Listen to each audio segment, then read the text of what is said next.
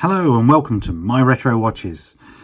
In this episode it's the rebuild of the Seiko 7025 and we are rebuilding the calendar side. So the aim is to build all the calendar works, refit the dial and refit the hands. And all the parts that you can see in front of you are the parts that we're going to be using. I'll talk you through each step, where we need to oil, put bits on the microscope where needed so you can see. And then eventually, like I say, we'll put the hands on. We'll make it so you can understand how the day wheel interacts and how to set the time accordingly so that it'll change over in and around 12 o'clock. The tools I'm going to use is just the basics. I've got a few oilers. I'll tell you the oil I'm going to be using, and a few pairs of tweezers, and lastly I'm using a hand pusher to put the hands back on. And that is basically it. So the very first part, well, before I start talking about the first part, when we look at the movement, if you watch the first episode, I did oil the jewels on this side, and I've since done the dial shock as well, so that's all ready to go.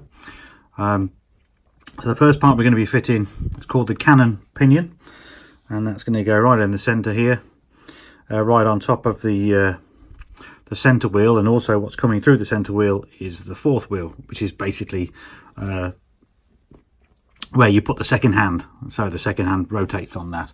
But we'll put it on the microscope now because I need to oil it before I put the cannon pinion on, so you'll be able to see all that pretty close up. Okay, here we are on this microscope and we're looking right down at the center, and it doesn't like to hold focus for too long, but you can see the top part in the middle here. So this little bit here, that there is the fourth wheel, and that will be rotating the second hand, and then below it is the center wheel, which we put in as the first part actually, and this all controls basically the hands.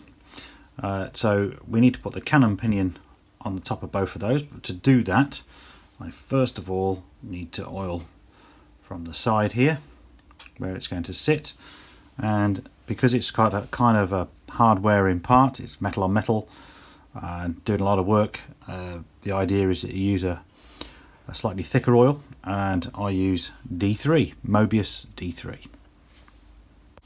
So I'm going to try and oil using the camera rather than the microscope eyepiece myself, so this will be first, and we just want a little bit on the side like that. Okay, I'm now going to fit the cannon pinion. This is something I don't normally do under the microscope. It's never normally needed, but just so you guys can see, I fit it over. It has a gear on the bottom. You make sure that that's pointing downwards,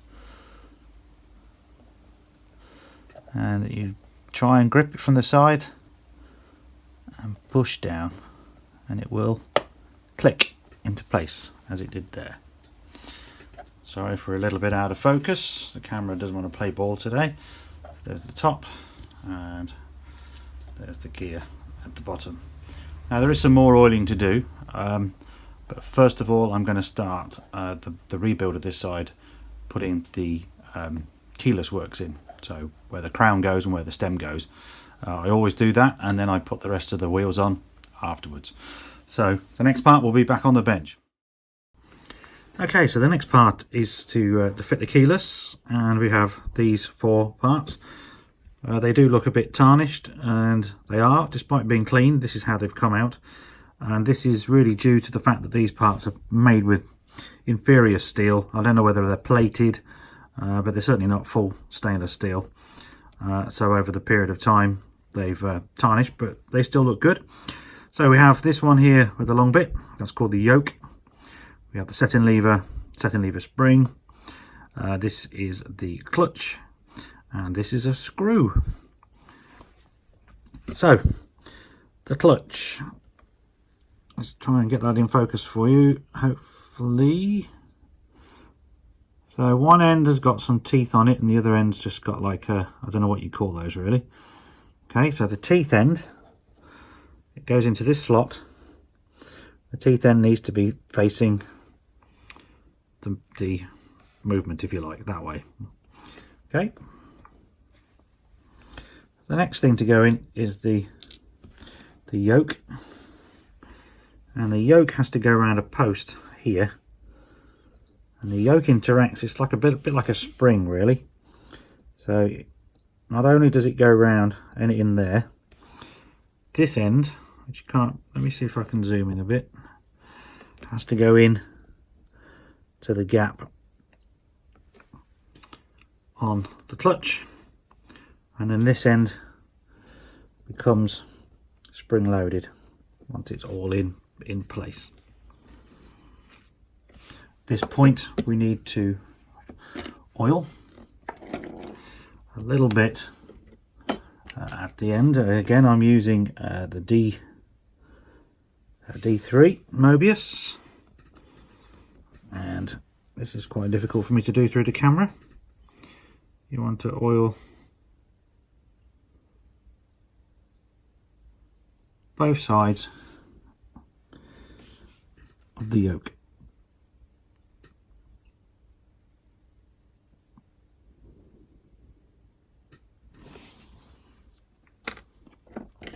Basically it's metal on metal, so it's metal contact. So this is every time you pull the crown out, it's going to move this.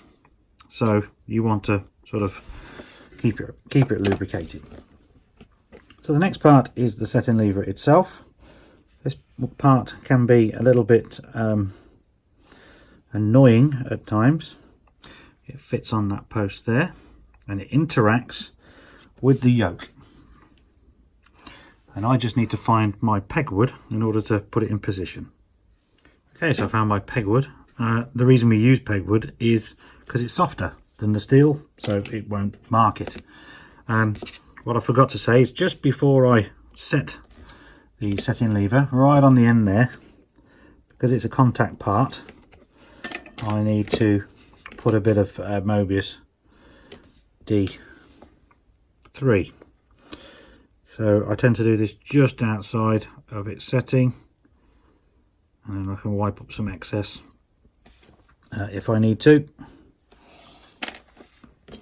Right, so this can be the fun bit, and sometimes it goes in straight away. So the idea is to hold down the setting lever. The setting lever needs to sit in a little V within the yoke. So I'm trying to just move the yoke, and then you hear that click, and that is now in position. So then you just need the spring setting lever, which is this part, and that the first hole goes over where you put the yoke, and then it sits down like that. And then offer the screw up to the hole, drop the screw in, tighten up.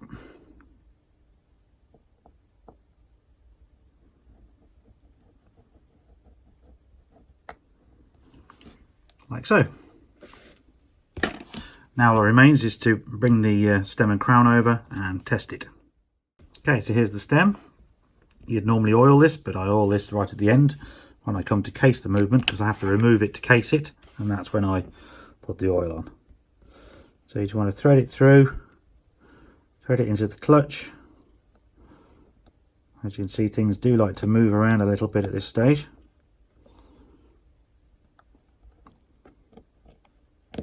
There. You heard it click. I should have finger cuts on, so you can tell me off for that later on with the hand. I'm trying not to touch it, but you just need to touch it just to pull that. So at this point, you just want to check that, you know, the positions are all working as they should be. Okay, and that is it. That's the keyless works. So if any of you are just watching this for fun, if you ever have a loose crown or a stem and crown that come out a lot and don't function correctly, this is the mechanism. Now, it does vary in different watches and certainly different Seikos, but the principle is still the same. So to reset them is pretty much a straightforward job, in fairness. So Moving on, the next parts to fit are going to be basically the minute wheel, the hour wheel, the reduction wheel for the date jumper, which sort of all sits over here. To do that, first of all, I'm going to need to oil this post, and this post, of which I'm going to do that by putting it back on the microscope. Okay, so now we're back on the microscope, and the little post you can see right in the center there is for the minute wheel. So I need to oil ever so gently the side of that. And again, I'm following along to the Seiko 7005A manual, because it's pretty much the same movement, and this is where Seiko tell you to oil. And for the oil itself, I'm using 9010 Mobius, which I need just a little bit on the end of my oiler, or else we won't be able to put any on.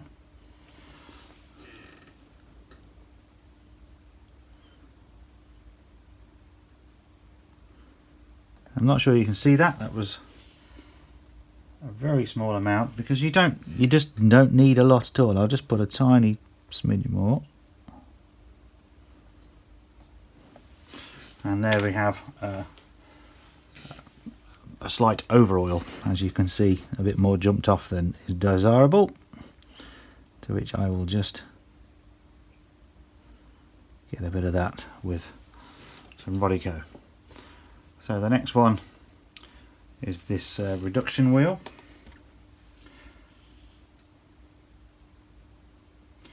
Same oil, 9010, same thing, just a little bit on the side.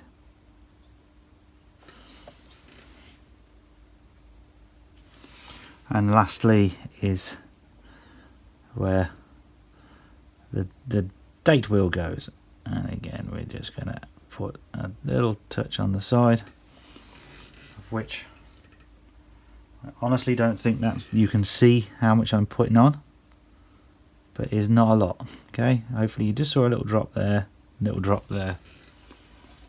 I'm hoping that came across on camera. It did with my eyes anyway.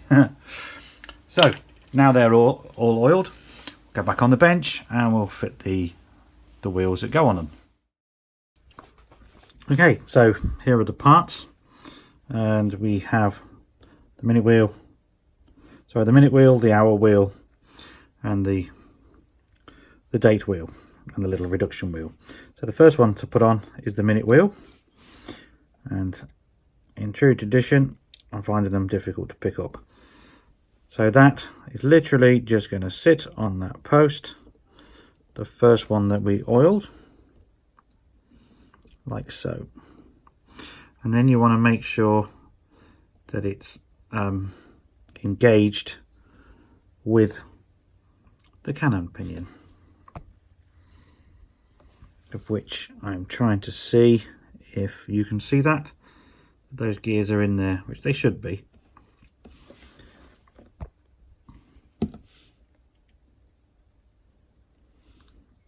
The reduction wheel, sorry, not the reduction wheel yet, what am I talking about? So I'll just put that there. We need the date wheel, which will fit on like so, then the reduction wheel, because those two interact, and then the hour wheel sits straight over the top, and that interacts with all of them. Now they are all lined up, and in theory if we pulled the crown that would make them move, but the cover needs to be on really to do that, or they'll start jumping out all over the place. The last part to fit is the date wheel finger, and that is going to fit on this particular wheel. And if you can see, let me just put it down, if you see this little notch, so the V part has got to be on that side of it. If you don't put it there, then it won't work.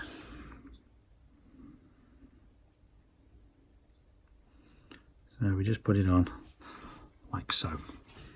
So the next part is this, which is the date wheel click, and that's what keeps it in place and lets it spring and keep the the correct date in the correct window. And in theory we're supposed to oil, you can either oil the end of this here, or you can put the oil just on the back here where you think it's going to be.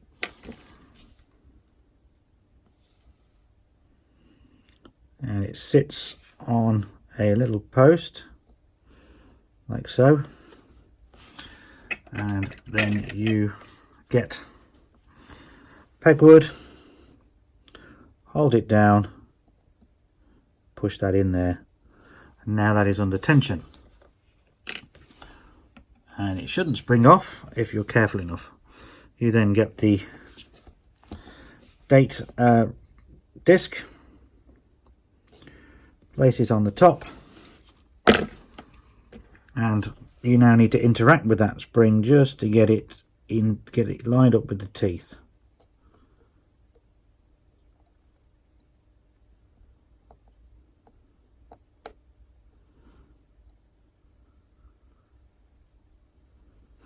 Like so.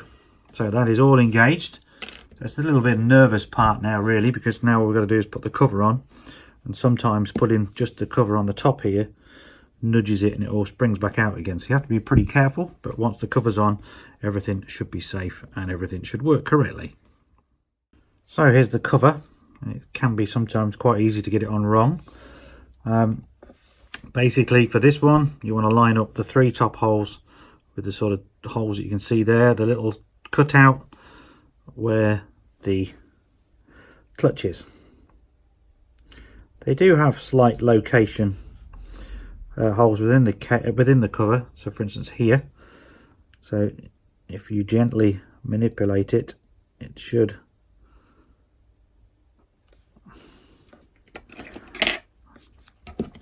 sit down. There. You kind of heard that click hopefully. Now these are probably the worst screws you can get. They're certainly the smallest on this movement and easily lost. And for these especially, I like to put them in one at a time. So you don't want to line them all up, just get one.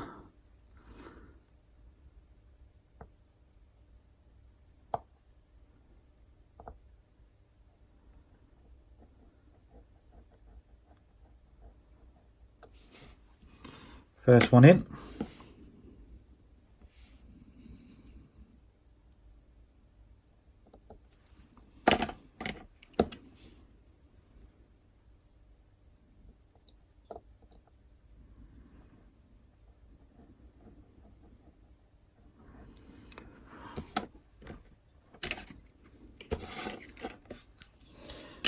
So just concentrating a little bit here guys, hence the reason I'm not talking too much. I know I keep saying it, but I find it quite difficult looking through, sometimes through the camera, sometimes through my own eyes.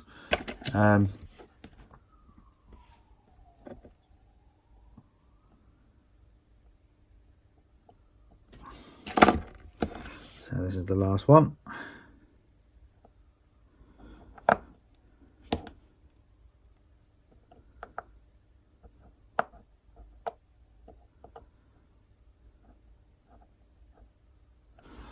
Okay, once you're at that part, you can sort of breathe a sigh of relief because the mechanical side of things is all done.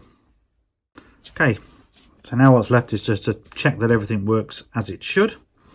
And to do that, I'm going to have to remove it from the holder there. So at the moment it's in its free state, so it's not doing anything. If we pull it out all the way, then this engages the, as you can see the hour wheel turning. So that would be setting the time. And you want to just feel at this point that there is no clicks, nothing grating, no metal on metal. Which would mean that something's not lined in properly. On this, all you can hear is the squeaking of my finger cots, which is great. And then to check the quick set of the date wheel is working, 2 clicks back in. Sorry, that's free state again. What am I talking about? 1 click, and there we go. I think this is non-directional, yet it'll only go the one way.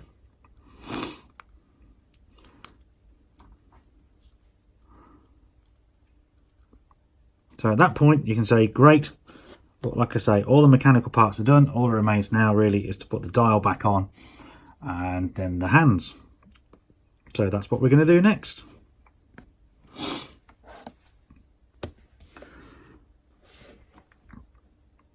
So just before we put the dial on, we have this little shim, and that just fits over there like so. Then we can bring the dial in. Now we know that the window is going to go at the end here, and at this point you need to take it off and just make sure that everything is sitting down as it should, and then turn it over.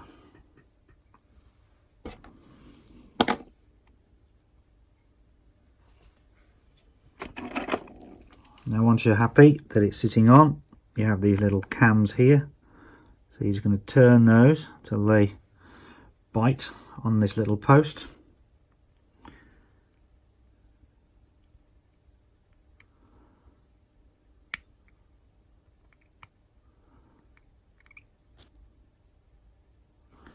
Okay, and that will have made the dial secure. And we turn it back over, and we can see that the day wheel is not quite lined up. Now that could be just because we've been playing with it, or it is actually off.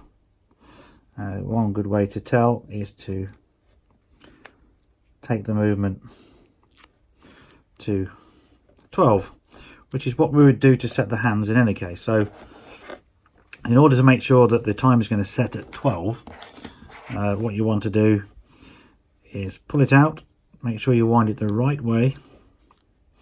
Incidentally, this marking on the dial, you know, I'm sorry for the winner of the watch. There's nothing I can do with that. I looked at it under the microscope thinking it might be dirt. Excuse me. But it's actually sort of like slight cracking.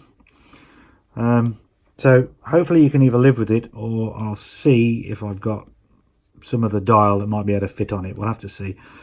Anyway, I'm digressing. So at the moment, all we want to do is keep winding around. Here we go. So as it's about to change, that is when we'd start putting the hands on, which I'm going to continue with. This looks like it might be a bit of a problem, and something I'll do off camera to try and remedy that. But as we've just seen that click over, this is what we will do now. So we'll just put that back in the holder, and first hand to go on obviously is the hour hand. Okay, so the first hand to go on obviously is the hour hand, and I've already re-loomed these.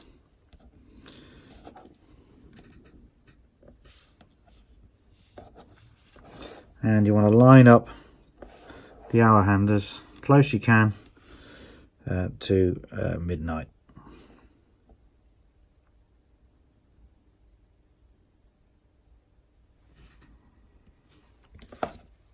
I think that looks pretty good. You get the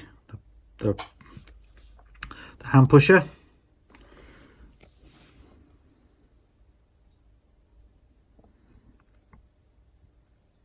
You push down, not too firmly, just enough. And then if you want to check it, you want to come from the sides and you want to have a look and see for instance here, if we look at it, it doesn't look like it's completely parallel. Let's do that with my eyes.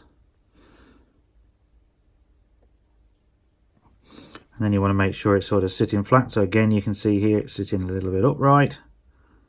So all these can be tweaked at this point. There. And then you want to wind. And if you then wind through 24 hours, you should then see it change at 12.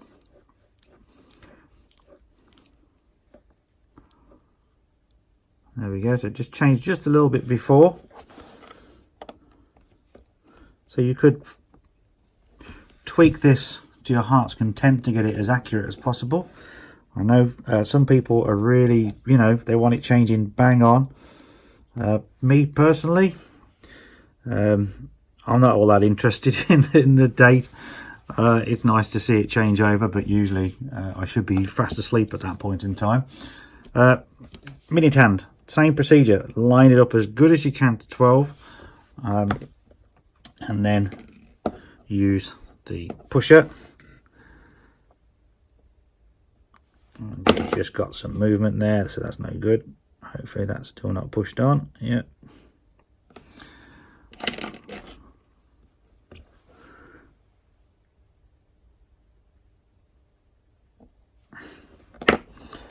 Again, same procedure. Have a look at it, see if it's touching. Looks like it possibly is here.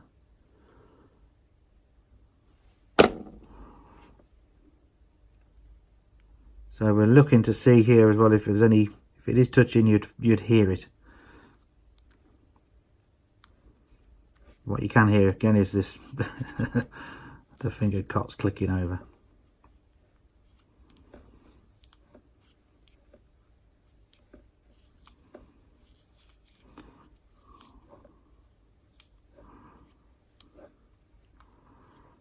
So we're just going to wind that through.